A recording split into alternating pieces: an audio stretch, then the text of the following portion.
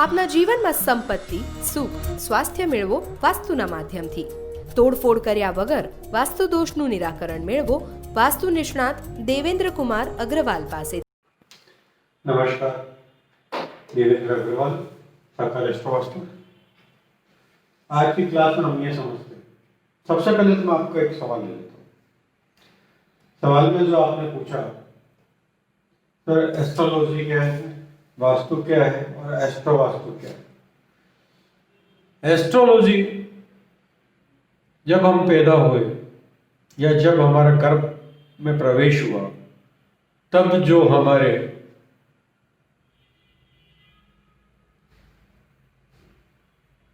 उस समय के प्लेनेट जिस स्थिति में थे अंतरिक्ष में, उस स्थिति का गणना करना, ये एस्ट्रोलॉजी का काम। उस एस्ट्रोलॉजी की गणना से हमको ये पता चल जाता है कि हमें इस दुनिया में क्या पोर्टफोलियो निभाना है।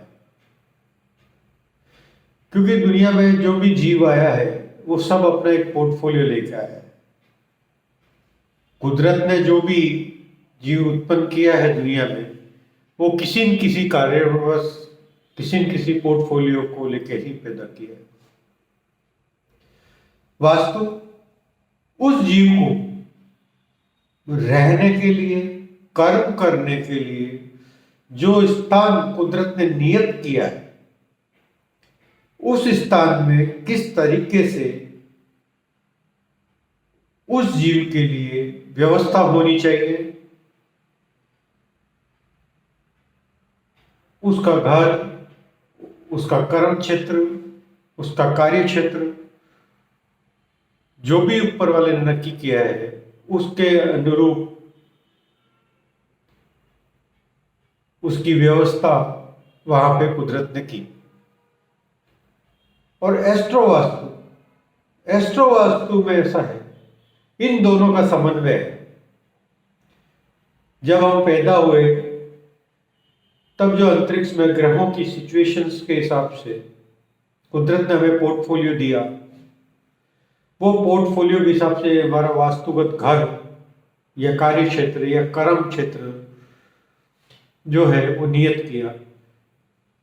वो नियत तो किया। एस्ट्रोवास्तु में जब हम गणना के साथ उसको उसके व्यवस्था के अनुरूप जब व्यवस्था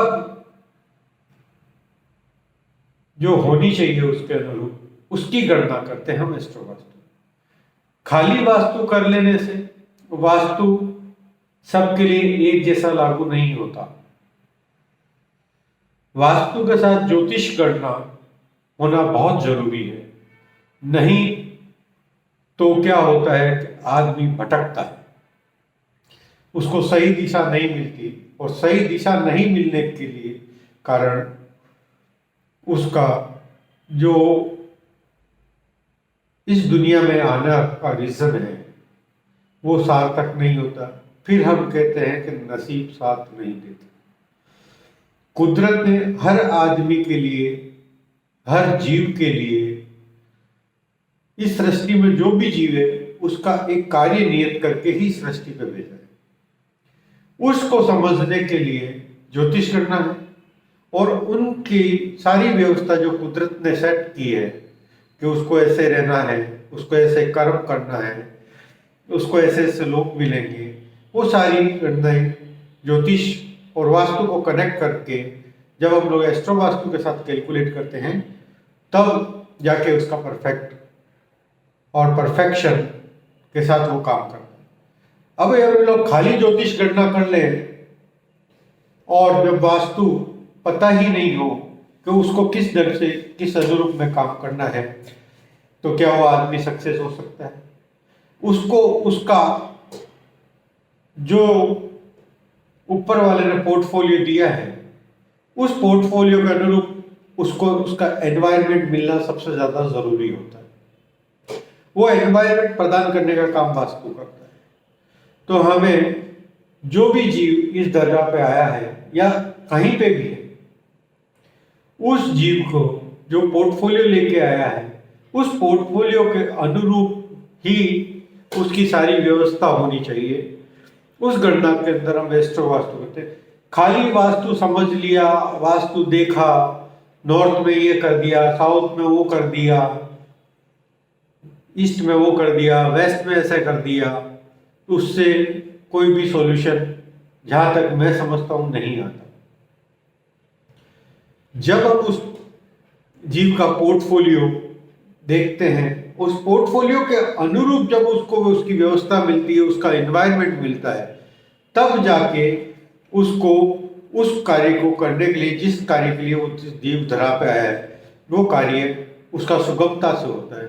नहीं तो जीव भटकता है, जीवन पूर्ण कर लेता है और असमंजस की स्थिति में पैदा होके वो आदमी वापस चला जाता है और पता चलता है कि वो क्यों आया था इस तरह पे। खाली सुबह उठा, दिन भर दौड़ा, काम किया, रात को पेट भरा, परिवार पाला, जीवन यापन किया और चला गया। ये कोई व्यवस्था जिंदगी की नहीं है। ऊपर वाले ने हर जीव को कोई न कोई कार्य दिया है, उस कार्य के अनुरूप उसकी व्यवस्था होनी चाहिए। जैसे चींटियां हैं, चींटियां भी जीव हैं ऊपर वाले के बनाए हुए। कुछ चींटियां रेत में रहती हैं, कुछ चींटियां पेड़ों के अंदर रहती हैं, कुछ चींटियां पहाड़ों में रहती हैं, कुछ चींटियां नदी किनारे रहती हैं। उन सब के अनुरूप उनकी जो व्यवस्था है, ऊपर वाले ने जहाँ पे पोर्टफोलियो दिया है वहां पे कार्य करने के लिए, उसके उस अनुरूप एनवायरनमेंट में जब वो रहती हैं तो उनका जीवन यापन सुगमता से होता है। ऐसे ही ह्यूमन लाइफ के अंदर कोई इंसान मजदूर है, कोई इंसान सेठ है, कोई आदमी इंडस्ट्रियलिस्ट है, कोई आदमी डॉक्टर है, कोई आदमी वकील है। सबका अपना अपना एक पोर्टफोलियो है। उस पोर्टफोलियो के अनुरूप ही उसको एनवायरनमेंट चाहिए, उस एनवायरनमेंट के अनुरूप ही कार्य चाहिए, तभी ही वो जाके कार्य कर पाएगा। अगर हम लोग सबको एक ही बोलेंगे कि नॉर्थ के अंदर पानी लगा दो, वहां से रेड कलर हटा दो, तो क्या सबके लिए वो एप्लीकेबल है? नहीं है। किसी को नॉर्थ के अंदर रेड कलर बहुत अच्छा एप्लीकेबल है, किसी को वेस्ट के अंदर रेड कलर एप्लीकेबल है। उसके लिए साथियों ये समझना सबसे ज्यादा जरूरी है कि वो इस धरा पे किस कारण आया, उसका इस धरा पे पोर्टफोलियो क्या है। जब तक हम उसको ये नहीं समझेंगे तो उसको एनवायरनमेंट कैसे आप प्रदान कर सकते हो। जब उस पोर्टफोलियो के हिसाब से एनवायरनमेंट मिलेगा तभी तो बंदा आगे बढ़ेगा। अगर पोर्टफोलियो के हिसाब से उसका एनवायरनमेंट अगेंस्ट हो जाएगा तो क्या काम कर पाएगा? इंसान को बोले रोटी की जगह तू घास खा तो खा सकता है? नहीं खा सकता। एक जानवर को बोले तू घास खा तो वो खा सकता है, क्योंकि उसका पोर्टफोलियो है, उसका उदर पूर्ति उस घास से होती है। इसी तरीके से सब जीवों के लिए अलग अलग तरीके से ऊपर वाले ने पोर्टफोलियो दिया और पोर्टफोलियो के अनुरूप एनवायरनमेंट होना सबसे ज्यादा जरूरी है। यही चीज हम एस्ट्रो वास्तु में सीखते हैं कि पोर्टफोलियो क्या है, पोर्टफोलियो के हिसाब से एनवायरनमेंट क्या होना चाहिए। उसी एनवायरनमेंट में जब हम उस बंदे को लेकर जाते हैं तब जाके वहां पे उसको सक्सेस मिलती है। अगर सपोज करो कोई बच्चे को ये बोल दिया जाए कि तू बड़ों जैसा काम कर, तो कैसे कर सकता है? बच्चों के लिए तो खेलना कूदना वही उनका काम है। एक स्त्री को बोल दिया जाए कि तू मर्दों जैसा काम कर, तो वो कैसे हो सकता है? एक पुरुष को ये बोल दिया जाए कि तू एक बच्चा पैदा कर, कैसे पैदा कर सकता है? जब तक स्त्री का पोर्टफोलियो है बच्चा पैदा करना, पुरुष का पोर्टफोलियो है उसका साथ देना, उसका एनवायरनमेंट है। तो हमको सबसे पहले ये समझना सब ज्यादा जरूरी है कि बंदे का पोर्टफोलियो क्या है, उसका एनवायरनमेंट क्या होना चाहिए। जब उसके पोर्टफोलियो के अनुरूप उसका एनवायरनमेंट क्रिएट हो जाता है तब बंदा सक्सेस की राह पे चल पड़ता है, नहीं तो तकलीफों भरा जीवन जीता है। सबसे ज्यादा जरूरी यही है। यही हम इस क्लास में समझते हैं कि एस्ट्रोलॉजी क्या है, वास्तु क्या है, इन दोनों का समन्वय कैसे होगा। इन दोनों का समन्वय जब होगा तब एस्ट्रो वास्तु बनता है, तब एस्ट्रो वास्तु आता है तो परफेक्ट रिजल्ट आता है। अभी सपोज करो कि कोई भी सर्जन है या कोई भी बीमारी लेके कहे कि आपका सिर दुख रहा है। सिर दुख रहा है ये हमको पता है, लेकिन सिर किस कारण दुख रहा है ये समझना सबसे ज्यादा जरूरी है। वो हम लोग कैसे समझेंगे? क्या सिर दुखने के लिए नॉर्थ ईस्ट के अंदर वजन आ गया इसके लिए सिर दुखता है? ऐसा नहीं होता। सिर दुखने के लिए हो सकता है उसके पेट में गैस बन रहा हो, सिर दुखने के लिए हो सकता है कि उसके लिए और कोई तकलीफ हो रही हो, उसकी वजह से उसको सिर दुख रहा हो। आंखें कमजोर हो रही तो भी सिर दुखता है, गैस बनती है तो भी सिर दुखता है। बहुत से रीजन है। इसके लिए सबसे पहले हमें यह जानना जरूरी है कि बंदे को हो क्या रहा है, उसको चाहिए क्या, उसका पोर्टफोलियो क्या है। उसी के अनुरूप जब उसको एनवायरनमेंट मिलता है, उस एनवायरनमेंट के अंदर जब वो बंदा जाता है तो वहां पे खुशी का जीवन जीता है, समृद्ध भरा जीवन जीता है, आनंदमय जीवन जीता है। इसलिए दोस्तों सबसे ज्यादा जरूरी हमको ये समझना है कि पहले बंदे का पोर्टफोलियो क्या है, पोर्टफोलियो के अनुरूप ही हमको एनवायरनमेंट प्रदान करना है, उसी रूप उसका वास्तु कैलकुलेट करना है।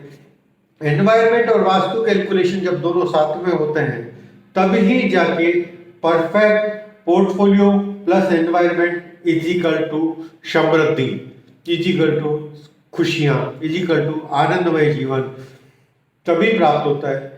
आनंदमय जीवन प्राप्त होता है तो आदमी निरोगी जीवन जीता है। इसलिए हमें सबसे पहले कोई भी कार्य करने से पहले उस बंदे का पोर्टफोलियो जानना सबसे ज्यादा जरूरी है। एक चीज को आप गांठ बांध लीजिए कि जब तक आपको बंदे का पोर्टफोलियो पता नहीं होगा कि बंदा इस धरा पे क्या पोर्टफोलियो लेके आया है, तब तक आप उसको किसी भी तरह का वास्तु सजेशन नहीं देंगे। वास्तु सजेशन जब उसका पोर्टफोलियो आपको पता चल जाता है, पोर्टफोलियो जब आपको दिखता है तभी आप वास्तु सजेशन देंगे, तभी जाके उसका रिजल्ट मिलेगा। इधर आप नॉर्मल काम करेंगे, 2 दिन बाद में वो वापिस आएगा कि साहब 2 दिन तो अच्छा लगा, वापिस तीसरे दिन वैसा का वैसा है। ये क्या है? मेरा पैसा भी गया, मेरा काम भी नहीं हो रहा है, मैं उलझ गया हूं। दोस्तों उलझने की कहीं पे भी कोई भी जरूरत नहीं है। आप भी, आपके क्लाइंट्स भी कोई भी तरीके से नहीं उलझे। मेरा आपसे विनती है, निवेदन है, पहले कोई भी क्लाइंट का पहले आप उसका जन्म कुंडली के साथ उसका बर्थ टाइम करेक्ट करें। बर्थ टाइम करेक्ट करने के साथ उसका पोर्टफोलियो देखें कि वो बंदा इस धरा पे क्यों आया, इस धरा पे क्यों आया। फिर उसका एनवायरनमेंट देखें कि वो क्या उस पोर्टफोलियो के अनुरूप एनवायरनमेंट में है। अगर वो एनवायरनमेंट में नहीं है तो आप उस बंदे का एनवायरनमेंट सेट करें। एनवायरनमेंट सेट करेंगे तभी ही उस बंदे को अचीवमेंट मिलेगी, तभी उस बंदे को हैप्पीनेस मिलेगी, तभी उस बंदे को प्रॉस्पेरिटी मिलेगी। ये आप विशेष विशेष विशेष ध्यान रखें। कोई भी काम करने से पहले पोर्टफोलियो चेक करें, पोर्टफोलियो चेक करके उसका एनवायरनमेंट सेट करें। एनवायरनमेंट सेट करेंगे तब जाके उस बंदे को पाथ मिलेगा, और पाथ मिलेगा तो बंदा आगे बढ़ता चला जाएगा। इसी चीज को विशेष ध्यान रखना है। हमें दुनिया क्या कर रही है, वास्तु में कैसे काम कर रही है, हमें उससे कोई लेना देना नहीं है। दुनिया बहुत बड़ी है, वो अपने हिसाब से सारे काम करती रहती है, लेकिन हमें हमारे पास जो भी बंदा आता है या हम जिस भी बंदे से कनेक्ट होते हैं, उस बंदे का कोशिश यही किया जाना चाहिए हमारी तरफ से कि उसको सचोट रिजल्ट मिले, सुव्यवस्थित व्यवस्था हो उसकी, और वो सुंदर जीवन जिए। यही हमारा इस क्लास का मकसद है, और इसे सीखने का भी तभी फायदा है। हमें पैसा कमाना है, पैसा तो लेना ही है, लेकिन पैसे के साथ में बंदे को रिजल्ट मिलना सबसे ज्यादा जरूरी है। इसलिए हमें सबसे पहला हमारा फोकस होना चाहिए बंदे को जो भी प्रॉब्लम है, जो भी समस्या है, उस समस्या से बाहर निकलना चाहिए और उसको रिजल्ट मिलना चाहिए। जब वो पैसा हमारे पास आता है तो वो उस बंदे के आशीर्वाद के साथ आता है, ब्लेसिंग्स के साथ आता है, तब वो हमारे को फ्रूटफुल होता है, हमारे घर में समृद्धि आती है। अगर हमें सिर्फ वास्तु करना है, नॉर्मल वास्तु करना है, तो मैं नहीं समझता कि परफेक्ट रिजल्ट आना चाहिए या परफेक्ट रिजल्ट आता है। या खाली ज्योतिष गणना करने से हमें ये तो पता चल जाएगा कि वो बंदे का पोर्टफोलियो क्या है, लेकिन जब तक उसको एनवायरनमेंट नहीं मिलेगा तब तक उस पोर्टफोलियो का वैल्यू 0 हो जाता है। इसलिए साथियों ये समझना सबसे ज्यादा जरूरी है कि पोर्टफोलियो क्या है, उसका एनवायरनमेंट कैसा होना चाहिए, और एनवायरनमेंट कैसा होना चाहिए वो समझ के जब हम लोग उसका वास्तु कैलकुलेशन करते हैं तब जाके उसको सही पाथ मिलता है, सही डायरेक्शन मिलती है और वो प्रगति के पथ पर अग्रसर होता है। Thank you.